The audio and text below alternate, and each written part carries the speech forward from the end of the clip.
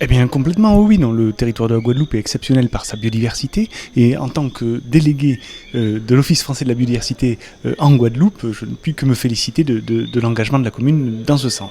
Oui, tout à fait. Alors aujourd'hui, la commune de Saint-Claude est la 12e commune de Guadeloupe à avoir initié cette démarche. Donc il en reste encore une vingtaine à convaincre, mais rassurez-vous, en 2023, on a un appel à projet qui est en cours, et de nouvelles communes vont pas tarder à rejoindre Saint-Claude et les autres communes engagées. Oui, bien sûr, les communes ont tout intérêt à s'engager dans ce type de dispositif. L'Office français les accompagne financièrement, et en général, c'est vraiment une plus-value pour la commune, tant d'un point de vue de la connaissance de son patrimoine que de la mobilisation de ses citoyens. Exceptionnel à bien des égards. Saint-Claude n'a pas de lien direct avec la mer.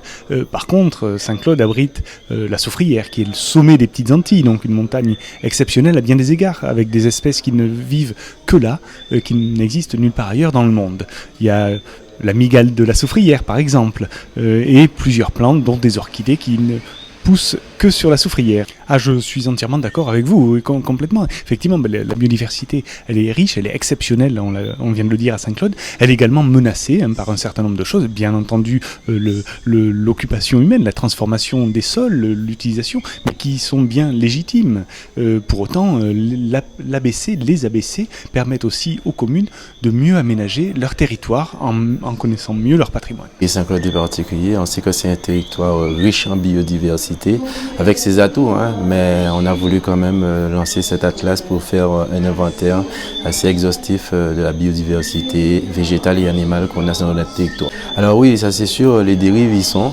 Maintenant, il faut sensibiliser, et comme je l'ai bien dit lors du début de ce lancement, il faut s'approprier justement cette biodiversité, il faut la connaître, il faut surtout vivre en symbiose. Et si on ne connaît pas cette biodiversité, on aura toujours du mal justement à la protéger. Donc l'objectif pour nous, c'est connaître cette biodiversité, passer l'information, faire connaître aux autres, et derrière protéger plus notre biodiversité, parce que c'est un atout assez riche pour notre pays en général.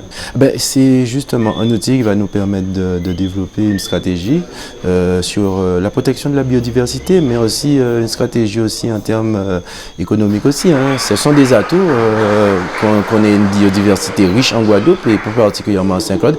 Il faut l'exploiter intelligemment pour autant, protéger la biodiversité, mais toujours aussi apporter un aspect de développement économique possible. Alors c'est la continuité depuis 2015 avec l'agenda 21, avec les labels territoires engagés pour la nature. On continue sur notre lancée.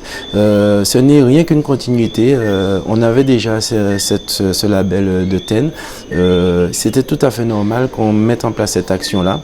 Et maintenant, dès lors qu'il sera finalisé, ce sera à nous de le porter vers la population, et derrière, on va dire, faire entrer la population dans cette mouvance.